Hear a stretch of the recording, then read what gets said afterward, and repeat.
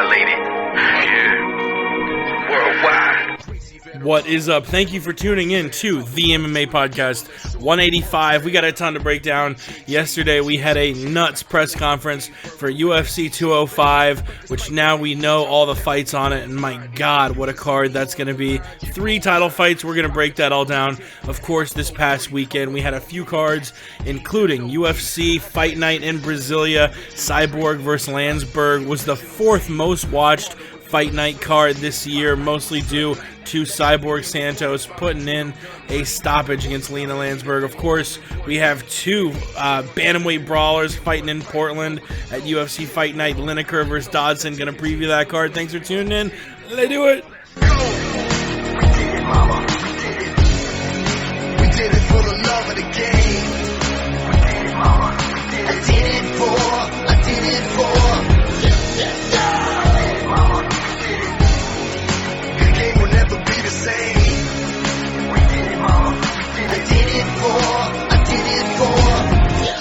You're listening to the MMA Podcast. That's right, Lenny Hart. It is the MMA Podcast. It's September 28th, 2016, rolling into the month of October, rolling into winter, Halloween in a month, getting to be that time of the year, starting to cool down, starting to get chilly. The temperatures are dropping, albeit slowly, being I'm in Florida, but they are dropping every day a little bit more. Joined by my co-host at Sweet Pappy Jones on Twitter. He's on the other side of the country over in Palm Desert. Starting to get chilly over there? You know what, Jake? Not so much, sadly. I think we were looking at about a high of 100, maybe a little bit better than that today. But that's preposterous. It is. It's absurd. But it's getting good at night, and that's the payoff. It's, we're getting into the 80s, maybe high 70s at nighttime. So at least it's getting below 90 at some point during the day here. It's a promising sign. You know, I grew up in Tampa, Florida, and you would think it would be just about the same as it is here on the Panhandle where I currently live in Tallahassee. A lot cooler here, man. You know, in Tampa Bay, they're still dealing with, hot ass days. It gets so muggy during the evening when that air comes in from the Gulf of Mexico. Here, it's I think the highs aren't even in the 90s anymore. The highs are in the 80s. I think it's supposed to dip down into the 50s tomorrow night. It's starting to get downright pleasant. I'm starting to go through my boxes for some jeans, some hoodies. It's getting to be that time, and I do apologize. We're 3 minutes and 37 seconds in, and we've literally only talked about the weather, so we will get back on track. Like I said, I am excited to talk a little bit more about this UFC 205 card, which, the conversation comes up every now and then. Came up during UFC 100. It came up during, what was that card? It was one of the Conor ones, 189, I think. It came up again, UFC 200. And now we're starting to hear more talk. Is this the greatest card that the UFC has ever put together? Like I said, 3 title fights, a bunch of fights that have title contention written all over it. I'm going to be talking about that in a little bit, but let's start off like we usually do with last weekend's card back just last Saturday night in Brasilia, Brazil. The attendance wasn't too crazy, only at about 8,000, but people tuned in to watch. I think the number was 1.4 million, which is pretty big for a Fox Sports 1 card. In fact, I believe that's the 4th highest number in 2016. And I think we all know the reason is Cyborg. Roy Nelson and Renan Barão are going to draw a little bit. But people, I think people want to see Cyborg. People really want to see Cyborg versus Ronda, but that's a whole nother issue. What did you think about the card? I'm not sure if they did as bad a job on commercials as they did the card before. I know you and I were griping a bunch about the amount of ads that were on the Poirier versus Johnson card. I didn't really notice them, which I guess is a good thing. But yeah, we had it was a more exciting card. You had a lot of stoppages. Eric Silva getting a rear naked choke, Godfredo Pepe and Eric Spicely with nice first round RNCs, and 3 of the top 4 fights finished by KO or TKO, with Francisco Trinaldo, Roy Nelson, and of course Cyborg all getting stoppages. Renan Barão, man, I don't know what's up with him. You know, a guy who used to be pound for pound killer. Now he can't seem to put anyone away. Wins a unanimous decision against Felipe Nover. What do you think about the card as a whole? You know, I like the card as a whole. It was a solid showing from the Brazilian talent. Really, Vicente Luque with on the preliminary card, just absolutely devastating knockout over Hector Urbina. That was a great second fight to the card. Alan Patrick had a good showing over Stevie Ray. Hussier Formiga had a very solid decision over Ortiz. Like that. Like seeing my guy Ronnie Yaya get the UD over solid talent Michinori Tanaka. And as far as the main card goes, definitely, well, I won't get too deep into it, but I thought overall it was definitely solid.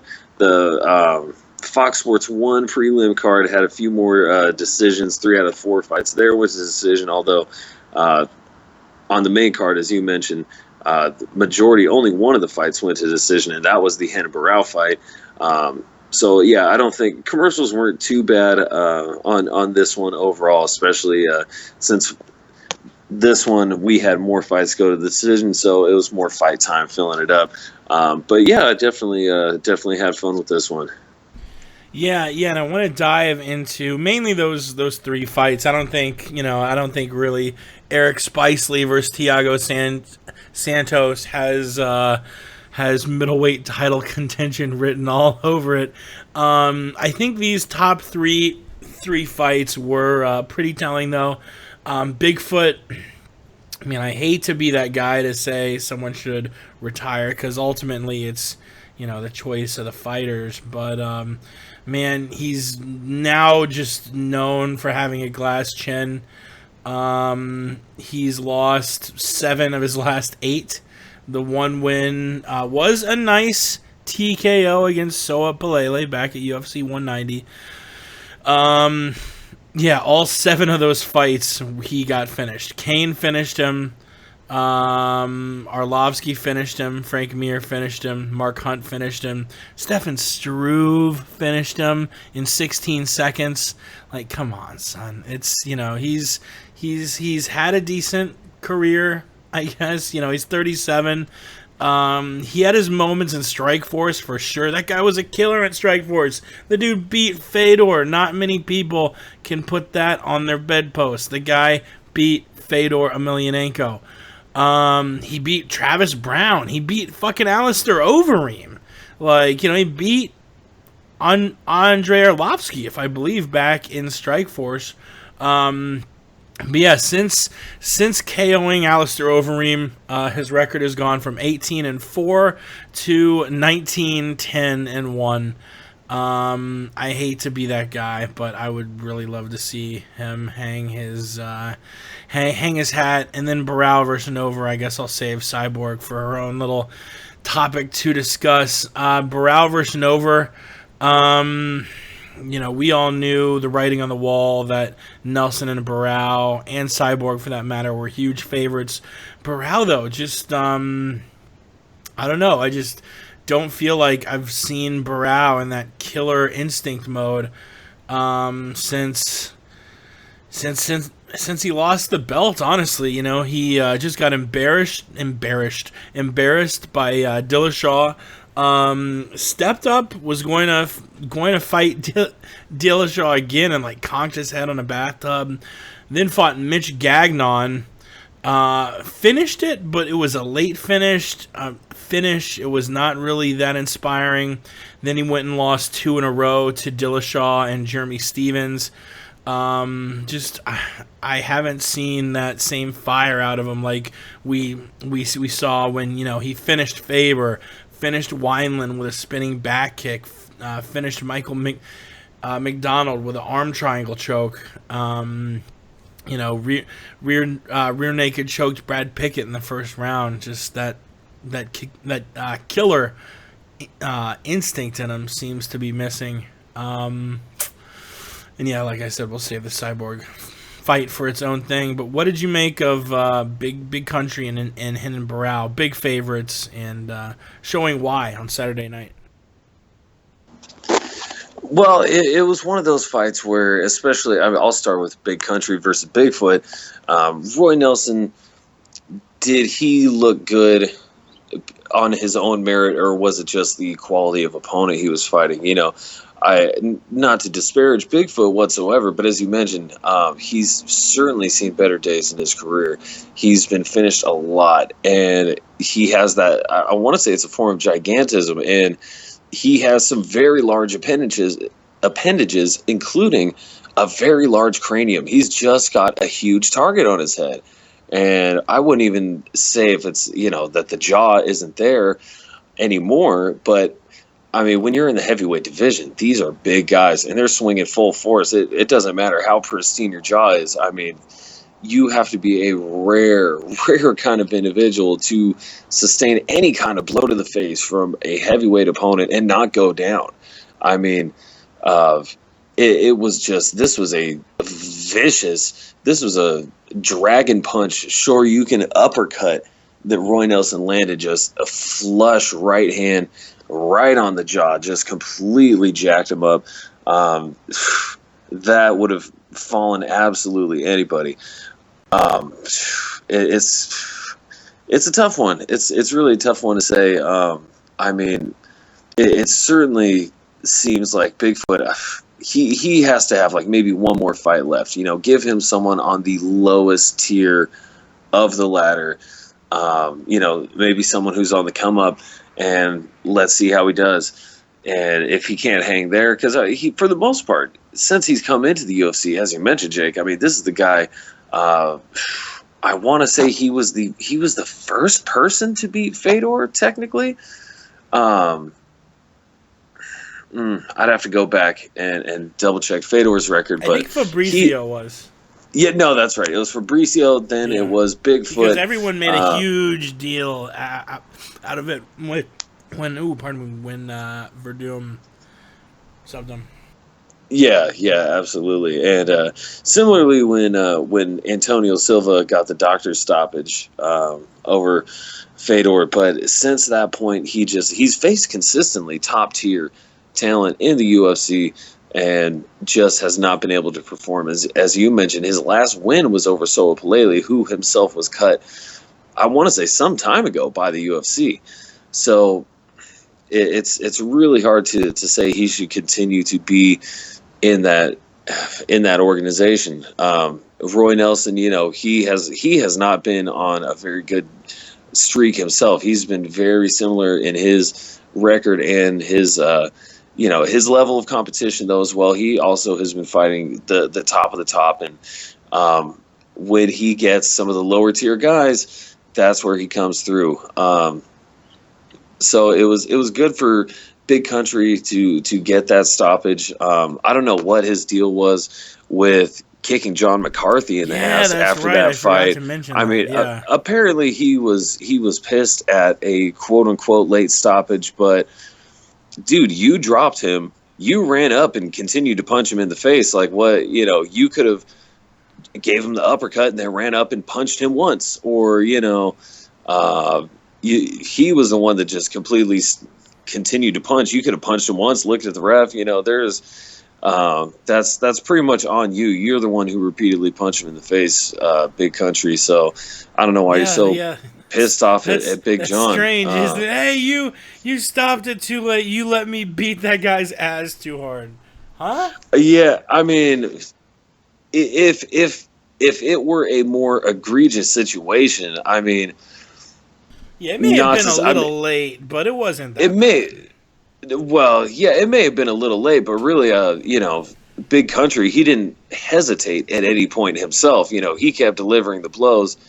I don't know. We've certainly seen worse stoppages, and I don't know. It really probably only one of those was needed after Antonio suffered that first uppercut. But hey, it is what it is. It certainly wasn't a Patricio Pitbull versus Joe Warren type of situation, or I'm trying to think of oh my goodness, Glover Teixeira versus Fabio Maldonado, or one of those fights where it just goes on for rounds longer than it needs to. Interesting outburst there by Roy Nelson. And as far as Renan Barão, I thought it was a solid decision. You would think, Felipe Nover, not the common consensus would be that Felipe Nover should not be really in the same category as Renan Barão. This is a former pound for pound great versus, I want to say Felipe Nover lost the Ultimate Fighter and then subsequently washed out of the UFC and then was brought back in. So you would think that this was just a prime opportunity for Renan Barão to come in and, get a nice finish, get a good look. Ends up going to the decision. Wasn't a terrible fight, but I think this is just one of those situations where when Renan Barão came in, and all through his WEC and UFC career, he had just been terrorizing everybody, finishing everybody in spectacular fashion, balls to the wall, 100%, and he was just doing his thing. And it wasn't until he came up against TJ Dillashaw, who completely outclassed him in both of their meetings, that you see someone that says, okay, just doing my thing, quote unquote, isn't necessarily, I have to change. I have to mix up what I'm doing if I want to get back to the top. And sometimes that will affect everything else they do. Some people have made it work. If you look at George St. Pierre, look at him before his knockout loss to Matt Serra. Prior to that, he was a finishing machine. He was killing everybody in the UFC. He was one of my favorites to watch. He suffered that knockout loss. He came back, never the same. Still a brilliant tactician, but something about that finishing instinct was just not there. There was a lot of fights he really should have handily finished, and he was playing patty cake with these fools. But again, GSP still came back to be one of the best in the game, and that's why he was able to do what he was going to do. He would take down the striker, and he would outstrike the wrestler, and he was fantastic everywhere that the fight went. I feel like that's still very similar for Renan Barão. Really, there's only one person who's been able to give him a run for his money in seemingly his entire fight career, and that's been TJ Dillashaw. I hope he doesn't change it up too much. As you mentioned, he was able to get that late third round submission over Mitch Gagnon, but hopefully we can see some of that aggression, because what Renan Barão has been doing up until this point has worked fantastically against everybody not named TJ Dillashaw. Well put, man. Yeah, it's something we've seen a lot before, and I'm sure we'll see going into the future. Cyborg, she fights another no-name at another catchweight. We all got what we expected, and I don't even know if the fight, is worth really discussing in too much detail, because, it was the one-sided Cyborg. We thought, it was one of the most one-sided lines in Vegas we ever got for a fight. We got what we expected. I think the question now is, what do you do with Cyborg, man? Because you can't move her down to 35. She barely made 40. In fact, there are reports that she didn't even make 40, that the Brazil commission sort of illegally let her weigh in a few ounces over the weight limit of 141. So she, was at like 141 and a few ounces above it. So I don't even know if she really made weight, even though it was officially announced that she did. 140 seems like the very rock bottom Cyborg can go. And you can't blame her for that. That's just how her body seems to be. I mean, her camp posted a picture of when she finally made it to 140 right before the weigh-ins, and she literally looked dead. I think the UFC's got to make a 145 division, or else this whole experiment is for naught. And I think there are a lot of 35ers who could move up to 45. I think there's a lot of talent at 45 in other divisions. When we first started the bantamweight weight class back in 2012, Ronda was the only name. Now look, you have Holly Holm, Misha Tate, Amanda Nunez, Kat Zingano. I mean, I probably could rattle off 20 different names now that the weight class has been given 3 or 4 years to evolve. The same thing will happen at 45. It's going to be bare bones to start off with, but it'll grow. I would love. I think it was Sean Sheehan who said, "Hey, let's see Cyborg versus Holm at 45," and I said, "Better yet, let's make it for the inaugural title at 45." Because I think it would make all the sense in the world to pair up Ronda Rousey and Amanda Nunes. I think Ronda will get her belt back at 35. And what better fight to make than Ronda, the champion at 35, versus either Cyborg, her arch rival who she's never fought, or Holly Holm, the chick who beat her. Like, that makes perfect sense. And you have two champions fighting. I think that's the move that needs to be made. But I just, unless the UFC makes a new weight class, I don't see what the whole point was for Cyborg. You're just going to bring her in to fight a couple catchweight fights against nobodies and headline a couple fight night cards, and that's it.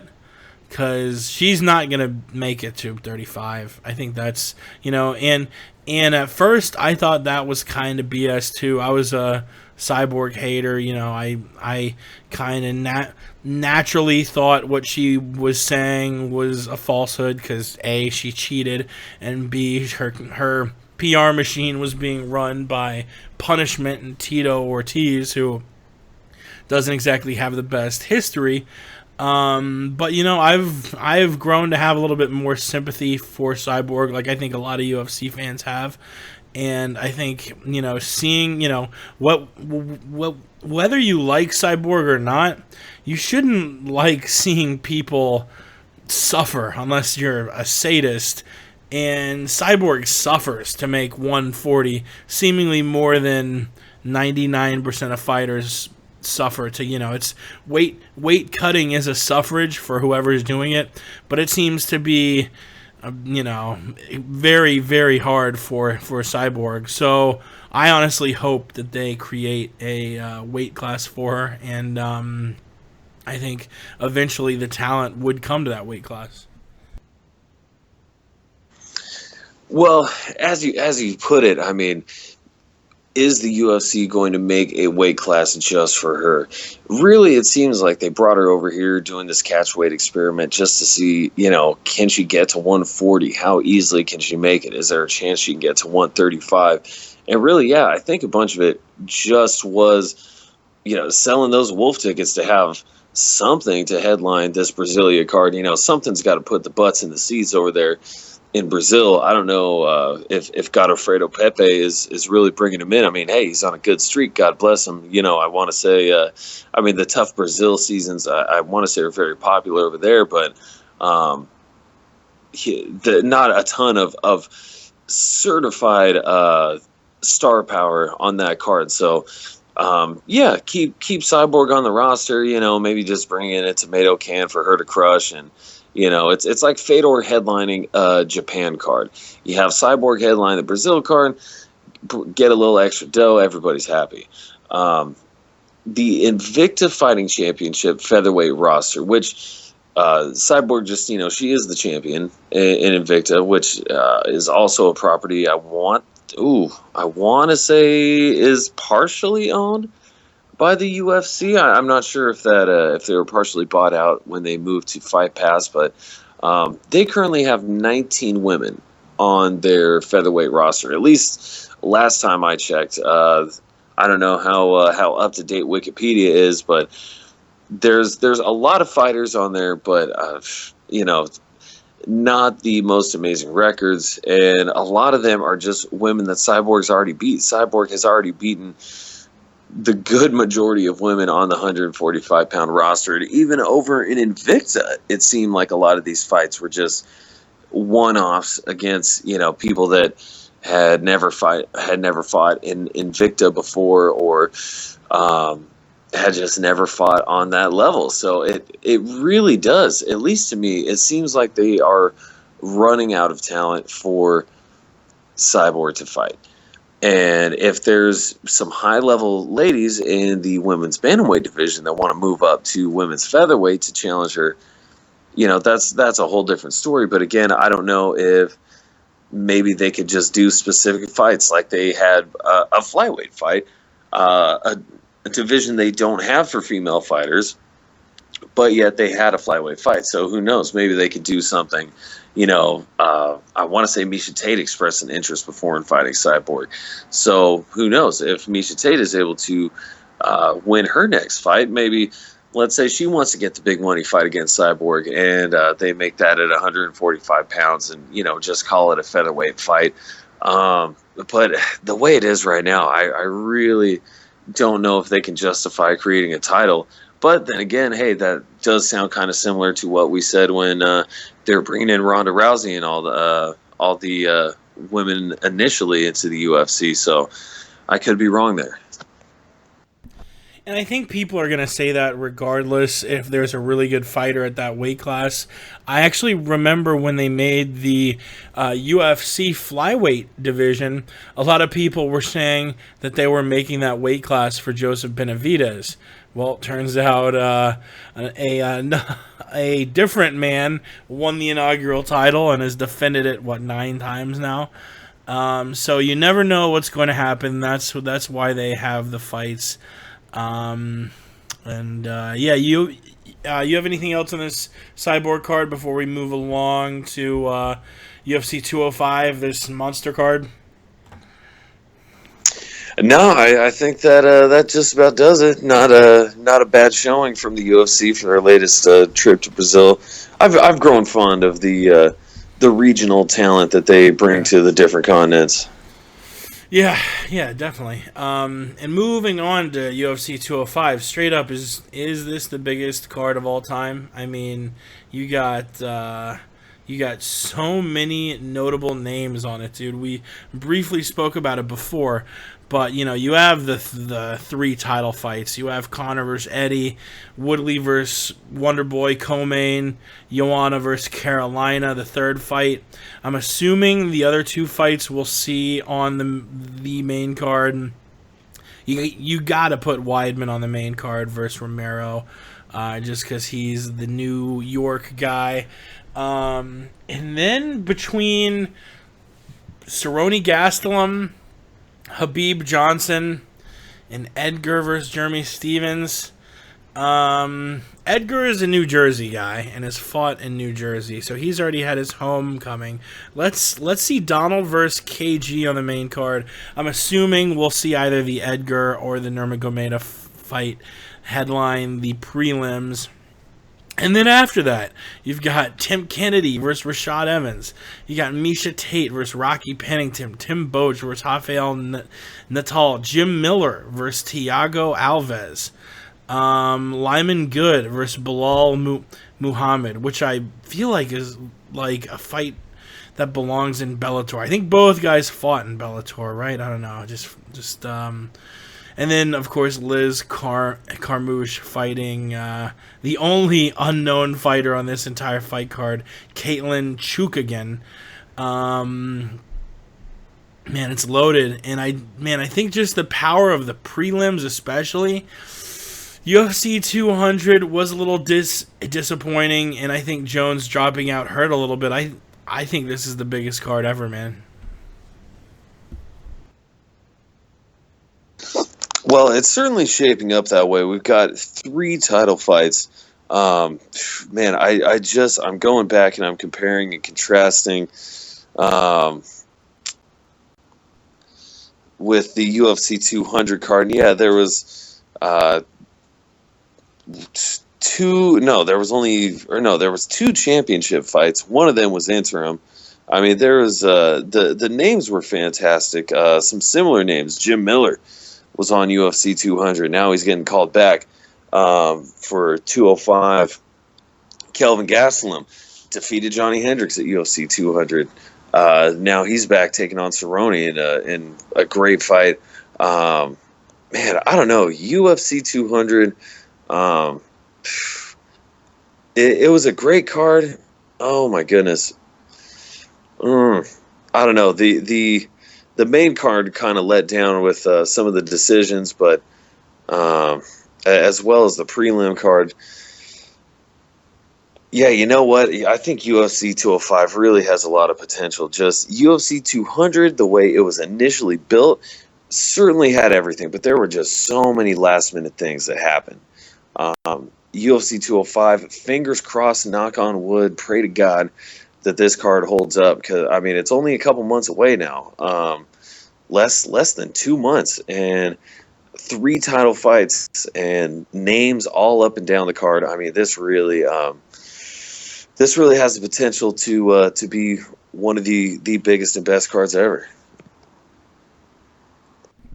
And there's one clip I wanted to play from yesterday's presser. There was a lot of back and forth. If you want to go watch the whole thing, it only lasted about 30 minutes, which I thought we'd get a little bit more. It only lasted about 30 minutes, if that.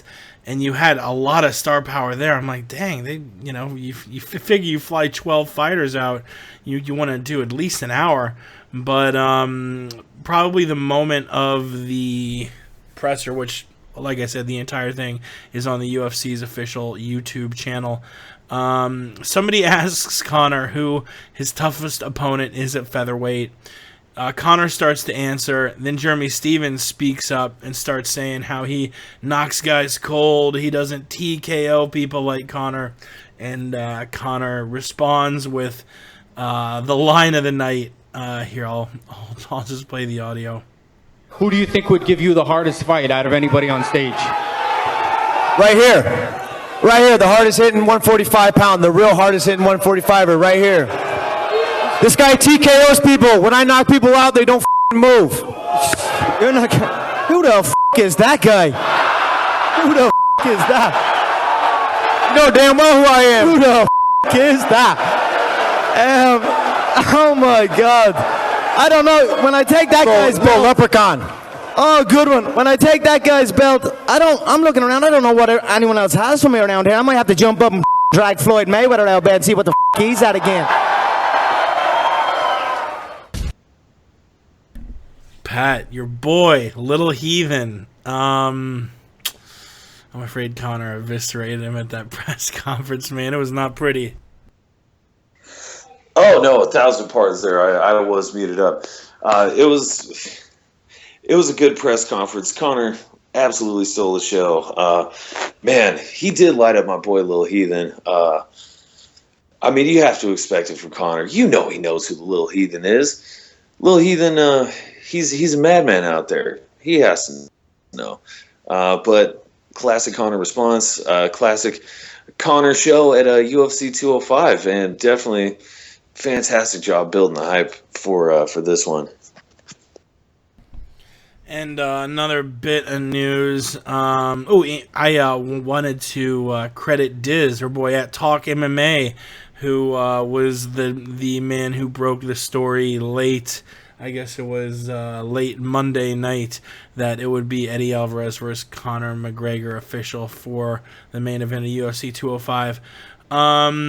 Apparently, news, according to Damon Martin, is that Ronda Rousey is nearing her return to the UFC. You've seen her.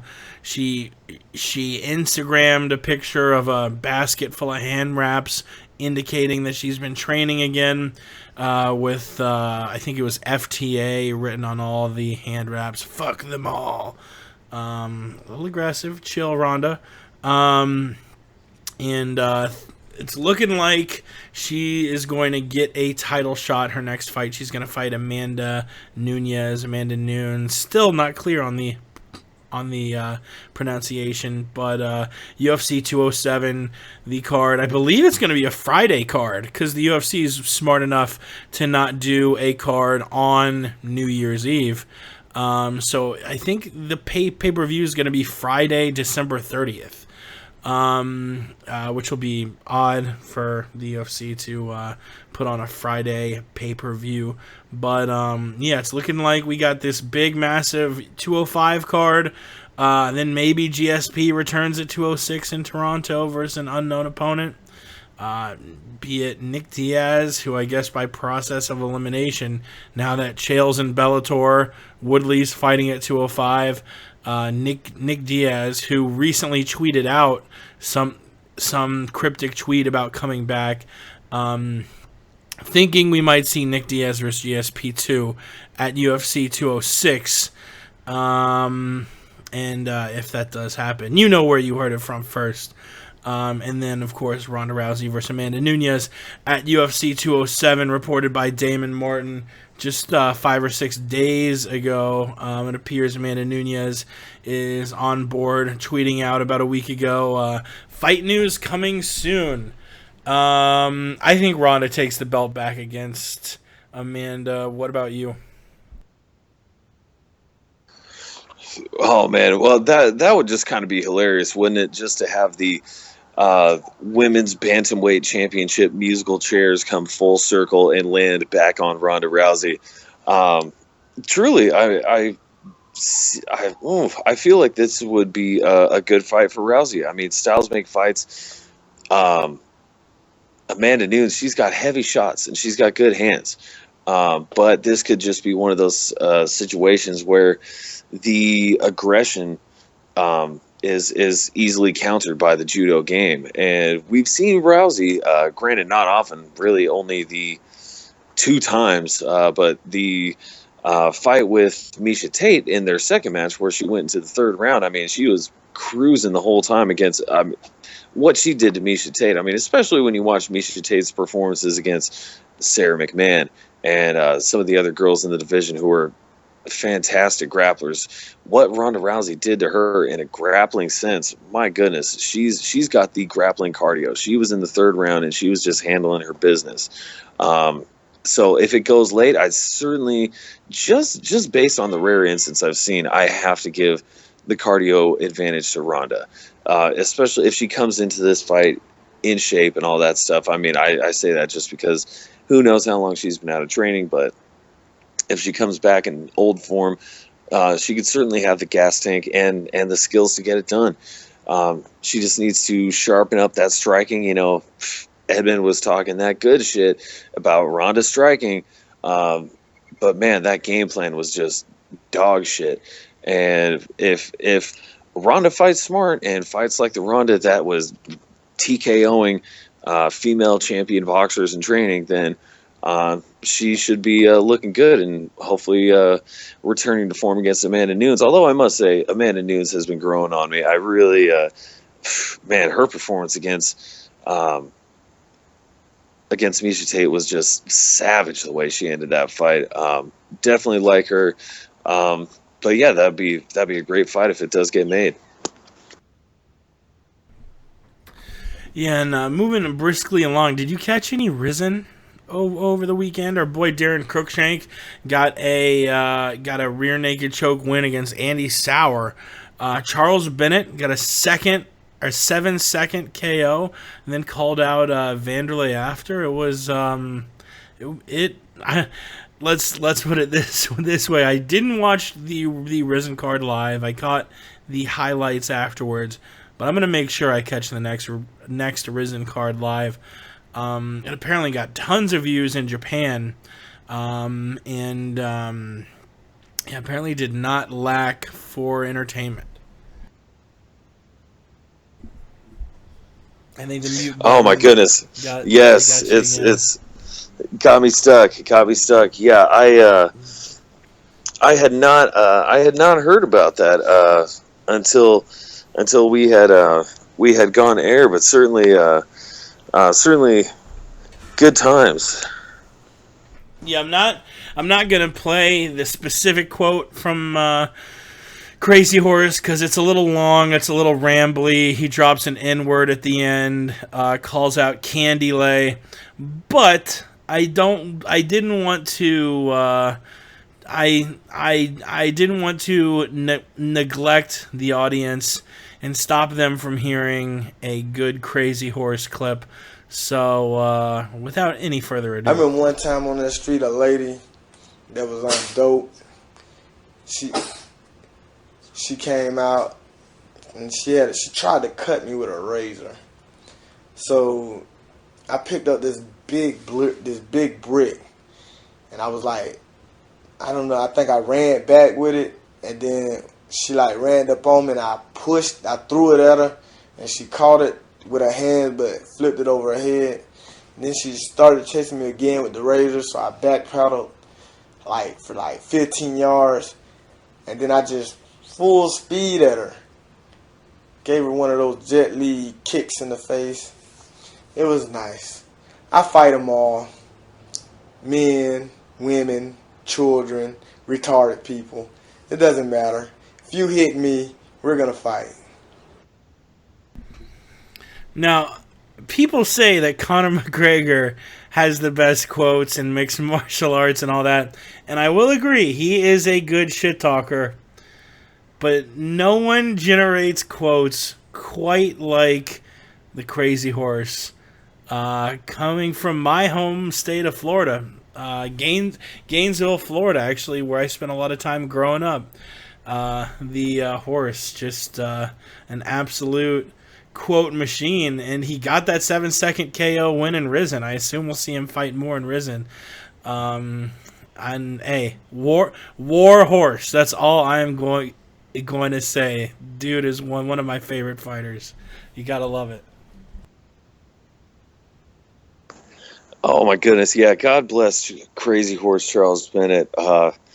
He's been at it for a long time and has consistently provided us entertainment, to put it one way. Remember when he swung that man into the fence? Oh my God! No, Charles Bennett is a madman. Yeah, I don't even know what to say. I think you can't have him on American TV. I don't think. I think the censors and just the media would just go ape trying to clean up his statements and things like that. I mean, not that Conor McGregor's been keeping it too PC lately these days, but man, it's always a spectacle when Krazy Horse is on the mic or in the cage. And I know you haven't seen the video yet. As they're reading the official announcement of Horse winning, Krazy Horse was given a trophy, which he put in front of his crotch, like to mime it as his penis, and then he like jacks off the trophy for about 10-15 seconds, and then acts like he's coming out of the trophy all over the mat. And then when he's done going, just spraying down the mat, he lays down in the fetal position and puts his thumb in his mouth and pretends like he's asleep. What other fighter in mixed martial arts has the creativity and just the general not giving a fucksmanship to choreograph jacking off on the mat and going to sleep, then calling himself an N-word in the post-fight speech? I mean, dude, you cannot challenge for crazy, for quotable, for just all around like entertaining. Charles Bennett is the pound for pound GOAT. Yeah, indubitably, Jake. You know, I think all this horse talk, I think we need one more clip. Mishmash. I can knock him out. I do a lot of jacking off, you know, because I don't get no women. So these arms are like humongously big, you know what I'm talking about? So knocking a person out is nothing. Submitting them is everything, you know, because you got to work for submissions. Knockouts, anybody can get knocked out.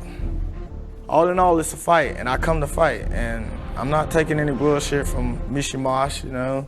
If he wants to go to the ground, we'll go to the ground, and I'll play that ground game with him just to let him know that jacking off is the best exercise you can have. There's pleasure and there's workout.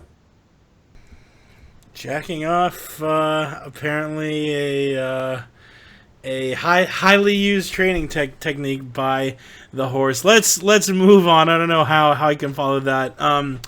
This Saturday, 11 p.m. It'll be a little later than normal just because it's kicking off on the West Coast at the Moda Center in Portland, Oregon. Look, it's a pretty shallow card. I'm not going to lie. I'm gonna try and catch the prelims, but if I'm busy, I'm not necessarily going to worry about changing my plans. But hey, I do want to catch that main and co-main event. The prelims has a few familiar faces: Nate Marquardt, and Tamden McCrory, just coming off KO losses. They are headlining the UFC Fight Pass prelims. Hakran Diaz versus Andre Fili, the fight that stands out for me on the Fox Sports 2 prelims. Your main card, Luis Smolka versus Brandon Moreno, Josh Berkman versus Zach Ottow. I think Berkman and Smolka are both pretty heavily favored in Vegas, minus 235 and minus 440 respectively, as their opponents don't even own Wikipedia pages. Will Brooks also a pretty heavy favorite coming over. I believe this will be Will Brooks' third fight in the UFC, and they're slowly working him up the lightweight totem pole. Or no, this will be his second fight. Yeah, he fought Ross Pearson, and now slated to face Alex Oliveira. What are your thoughts about this card? We'll save, obviously, this bantamweight banger, because that's going to be a fun fight. But yeah, thoughts about any of the other fights on the card? Yeah, definitely. I mean, I think this Portland event should be a pretty solid one. There's been some good action this past couple weeks, and I want to say this is another Fox Sports 1 card. But yeah, as far as, I mean, Hakran Diaz versus Andre Fili, probably the bigger name fight on the Fox Sports 2 portion of the prelims. Honestly, should be on the main card. No, it really probably should. I mean, I don't know how Josh Berkman versus Zach Otto gets on the main card over Hakran Diaz versus Andre Fili, but hey, there you have it. Shamil Abdurakhimov. Especially considering that Berkman lost his last fight to Felder. He's 1-3 in his last 4. You know, it isn't exactly like he's been killing them lately. Yeah, no, that's a great point. I mean, even Abdurakhimov versus Walt Harris could be on the main card as opposed to Berkman versus Otto. At least both of those heavyweights have a 1-fight win streak, I want to say. So there's that. But the talent is sprinkled throughout this card. The Fight Pass prelims portions pretty light. Nate Marquardt versus Tamden McCrory is so out of place with Jonathan Wilson versus Ion Kutaleba and Cody East versus Curtis Blades. I don't know. The main card and the preliminary card definitely have some solid talent there, but really for the dozen fights we have here, I'd say we've got about 6 6 fairly known fights, at least relatively speaking, and then 6 fights with just I have no clue who these guys are. Eliezu Zaleski dos Santos. I have no clue. I'm sorry. Yeah, I think we're getting a lot of UFC debuts on that UFC Fight Pass. Yeah, Curtis Blades. That sounds like a dude from an action movie, not the UFC Fight Pass prelims. But the 2 men in the main event, I don't think are any strangers to the common MMA fan. You got you have both of them who came from lightweight, and both of them don't have many losses on their career record. In fact, since joining the UFC back in 2011, John Dodson has only lost to one man, the pound-for-pound king, Demetrius Johnson. That's it. He's beaten everyone else. He's beaten Dillashaw. He's beaten Tim Elliott. He's beaten Hussein Formiga, Manny Gamburian in his bantamweight debut back in April. John Moraga, Zach Makovsky, beat everyone. Most of them by TKO finishes. Same goes for John Lineker. Since joining the UFC back 2012, yes, he lost his first UFC fight to Louis Gaudino via guillotine. I think he's come a long way since that debut loss. He's 9-1. His only loss coming to a Ali Bagatinov, who was likely blood doping at the time. Ali fought at UFC 169 against Lineker, and then I believe at UFC 173 or 174 against Mighty Mouse. Yeah, 174, where he tested positive for fucking EPO. So Dodson has only lost to the pound-for-pound king. Lineker, since losing his debut, has only lost to a steroided up to the gills Ali Bagatinov, who tested positive for fucking EPO in his next fight. Like Dodson, Lineker has a lot of impressive wins. Ian McCall, Francisco Rivera, Michael McDonald in his last fight via KO. He's both of them are known for one thing: being small guys who hit hard as fuck. Both of these guys, I mean, Dodson and Lineker both have concrete fists.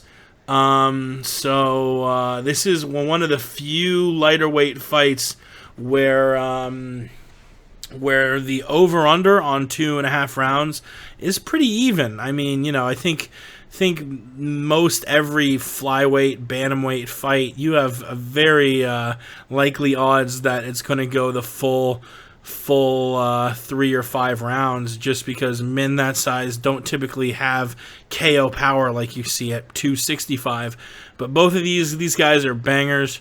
I don't think this fight goes to a decision. I think one of them scores a KO, and I think it's John Dodson in this one. Who I think, both of them have the power, but John Dodson has that speed to get in, get out quick, and I think he'll wear out John Lineker, who seems to have a little bit more trouble with cardio than Dodson does. Not saying he has bad cardio, but Dodson seems to have a better gas tank and be quicker.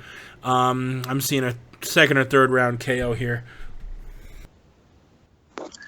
Oh my goodness, bold prediction, Jake. Well, as you mentioned with these bantamweights, predicting a finish is not out of the question at all, and some would say it'd be more likely than not with these two guys. For me, one of the biggest factors is just that John Lineker, in spite of his weight issues, he's been quite a bit more active.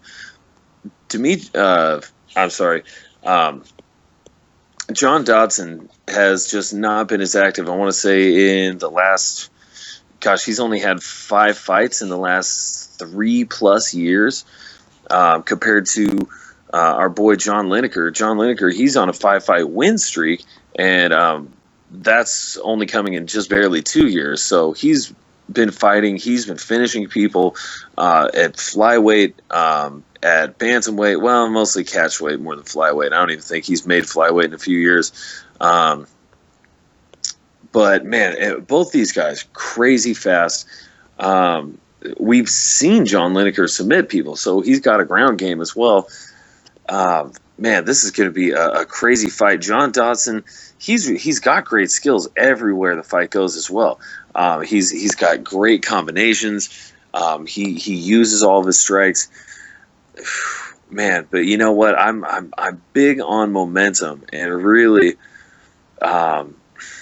even though Dodson did look fantastic in his return to bantamweight, just devastated Manny Gambarian. I don't know. My goodness, John Lineker has been looking amazing at bantamweight too. That's probably a little more comfortable for these guys, just less of a cut. And they are just winging him super quick and super heavy up there at 135 pounds. I typically side with the guy who's got the momentum too. That's a big factor with me in this one. Oh my goodness, this is truly a difficult one to pick.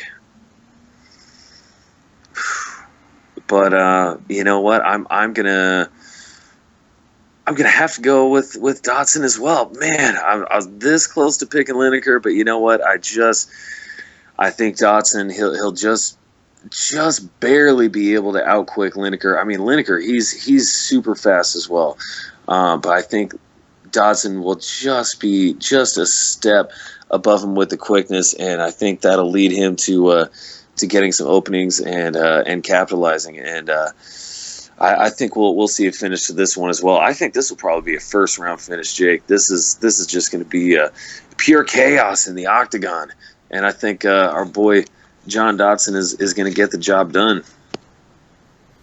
You got Dodson. I got Dodson. You have it going down a little earlier. Actually, this is normally where we would cut the outro music and leave it until next week. But I actually wanted to backtrack to UFC 205. 2 quick points I wanted to make that I forgot to make when we were initially going over the card. Something I actually just saw on Twitter or on Reddit maybe that I thought was interesting.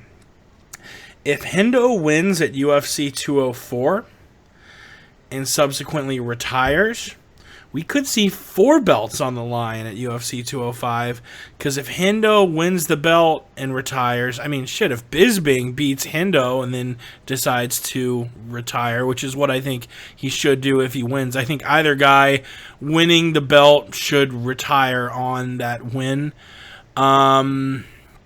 Okay, so the champion has now retired. We might see 4 belts on the line at UFC 205. If the champion retires, all of a sudden you have a unclaimed middleweight belt. It'd make all the sense in the world to give the next title shot to Weidman versus Romero, wouldn't it? I mean, it's either that fight it's either that fight or Rockhold Jacare, or the winners of either fights fight each other for the belt. I mean, it's A, B, or C. Ooh. And just to add more intrigue and more scope to UFC 205, I'm thinking that they would probably choose to make it Weidman versus Romero for the belt.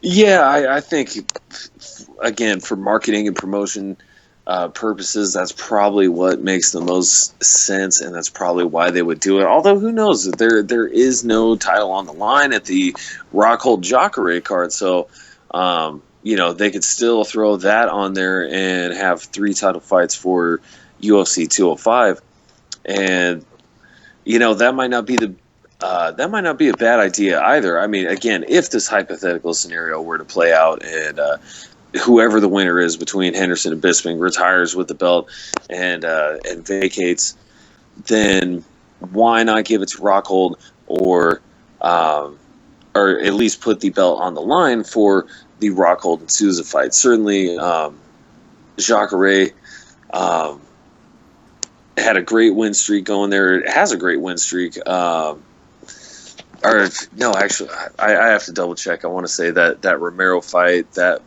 was not overturned. I don't know. I'd have to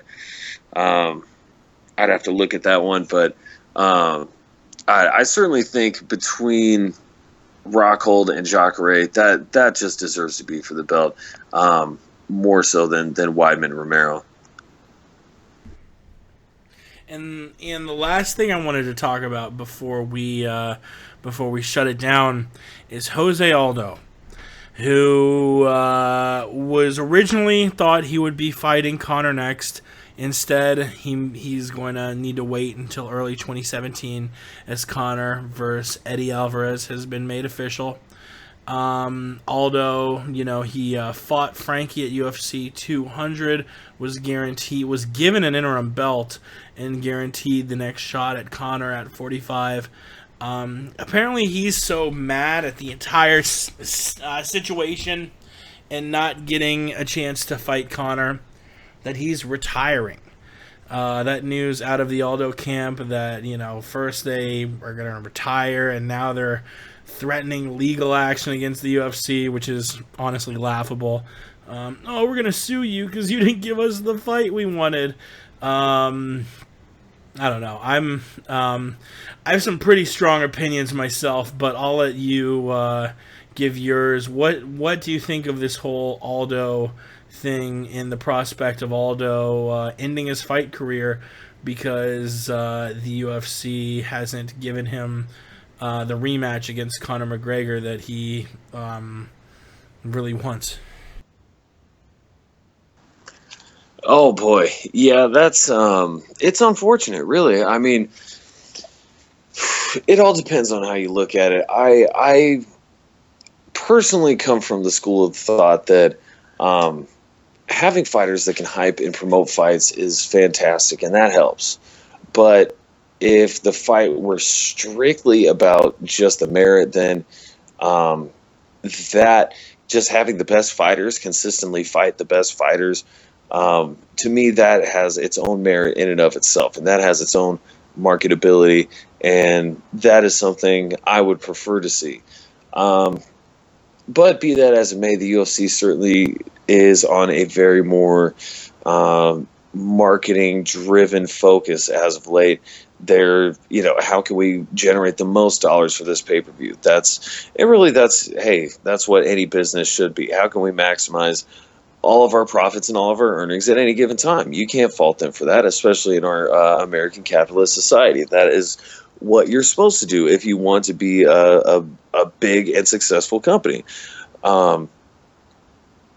It's just unfortunate that you do have a case where, Jose Aldo, I mean, I think we should have got to see the rematch, especially with what Jose Aldo did in the rematch against Frankie Edgar. I mean, that was a fight. Their first fight was very close. The second fight, not even close. Jose just absolutely decimated Frankie Edgar in that fight. It was a landslide. He looked amazing. He looked huge in that fight too. I'm just gonna say that. But he has the win on his side, and I don't know what Conor McGregor's doing, taking 2 fights at welterweight, taking a fight at for the lightweight belt. Really, and we've seen interim belts get created for much less. We've seen interim belts get created almost specifically just for the purposes of a pay-per-view. I mean, well, and really, that's what some people could say that's exactly what happened to Jose Aldo and Frankie Edgar. I mean, that fight was just created specifically so that there would be another belt on the line, while Conor McGregor went to go fight at welterweight. So I can certainly see Jose Aldo's frustration. But if you're a fighter, why not just get in there? And I mean, I know it's got to be frustrating when you have all this, you have the pent up aggression, and you're a fighter. You want to take that out on a specific opponent. You want to get that loss back, and especially having that thought, well, they may not ever come back to the weight class. They may not, they may not ever fight again or something like that. But those really aren't things you can control. And I think really if he were to retire, that would really be the only way that Conor McGregor could truly beat him. You know what I mean? That would truly mean he's just taken all the fighting spirit from him. That's just my estimation. And I certainly hope that's not the case. I mean, I'd love to see Aldo come back and keep kicking some more ass and eventually get back to that rematch with Conor McGregor and not go in there swinging wild and actually have a game plan. Honestly, man, in my opinion, fuck Jose Aldo. Like, twice during his own title reign in the UFC, he went longer than 1 year between title defenses. 2 times. Almost half of the fights that he signed up to fight in, he pulled out. The dude pulled out more than a Lisa Ang gangbang. He multiple times in his own career made the number one contender weight. And I had someone say, well, it was because he was injured and not because he was up fighting in other weight classes. And I guess that's a good point, but to me, honestly, that point is moot because of the fact that Conor has shown that he will fight injured. And Aldo, oh, you have a sprained pinky. Oh, yeah, let's back out of the fight. I forget what the stat was, but it came up recently in a fight against Conor McGregor where he backed out. I believe when he backed out of UFC 194 and Chad Mendes took his spot. And people were saying the number was like, he has like 8 fights in the UFC, and he's been scheduled to fight 14 times. He's pulled out nearly half of the times. I mean, the guy pulls out of fights all the time, and has made, like, I can't put it any simpler than this. He has made other people wait longer than a year between title defenses multiple times. Yet when he has to wait, it's not just an injustice, but he's not even fighting anymore. And there's just so much delusion that has come from his camp, coming from when Dana wanted the UFC to fine Conor because Conor touched him on the shoulder with his finger from behind and made Aldo freak out. Then he gets finished in 13 seconds. And look, I don't care how long you've been the champion for. If you get finished in 13 seconds, you do not deserve an immediate rematch. I don't care if you were the champion for 20 years like Floyd Mayweather. If it's a close fight and it's your first title defense, I think a fight like Shogun Machida 1, where it's a very close fight. Most of the fans thought Shogun won. Machida got the judge's nod. That's the kind of fight that earns a rematch, not getting starched in 13 seconds. And anyone who calls it a fluke, go back and look at Conor training that specific counter in the training room right before the fight. So I think it's silly. I think it's childish. I think Aldo needs to start acting like an adult. And look, is the UFC fucked up for what they do? Of course they are. But, it's not like Jose Aldo is the only fighter who has had injustice done to them by, Lion Dana White. I'm like Trump now. I have names for him. I have Lion Dana. But that's what the UFC does, and it's sad, but rather than take your ball and go home, how about wait another few months and get your championship rematch versus Conor, get your big payday versus Conor, instead of just, kind of, and I think that's what we will see. I don't know what Aldo, he said he wants to go play another sport. The guy's too old to play another sport. Like, if he hasn't been training at a world-class level already in other sports, the guy's in his mid-30s. He's not just going to pick up soccer or handball or what the fuck ever he wants to pick up. I just think he's acting like a huge baby. Fuck that guy. Yeah, I think that's... Damn. You know, and it's an unpopular opinion, I know, because I've seen a lot of people very sympathetic toward Aldo. And look, I dig the story and all that. You know, the guy came from nothing. That viral video of him suit shopping for the first time where he's laughing, that's a heartwarming video, and I like the story and all that. But of late, all I've heard from that camp is a bunch of crybaby nonsense. I think that's UFC one, or this is the end of the MMA podcast 185. Who is your best 185-pound fighter of all time? It's got to be Anderson, right? Yeah, it has to be. I mean, there were some great ones. Rich Franklin was a great one, but there's just never been anybody. I mean, 16-0, bro. 16-0. What are you gonna do? Ain't nobody better than that. Ain't nobody ever been better than that. 16-0. And speaking of 16, really, really sad news over the weekend of Jose Fernandez, the 24-year-old Marlins pitcher. Looked to be assured, which I'm sure none of you, are a very small chunk of of our listeners follow baseball.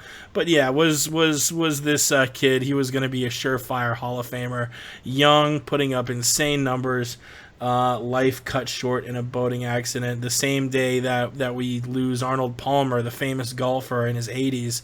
Just a weird juxtaposition of two athletes, one who had made it and had a full career, had a damn drink named after him, and Jose Fernandez, whose life gets cut short at the early age of 24. Definitely send in prayers down to the friends and families of both men we lost over the weekend. And I think that's about it. I hate to end it on a somber note there, but that's what the fuck I just did. Pat, you have anything else for the people before we cut out?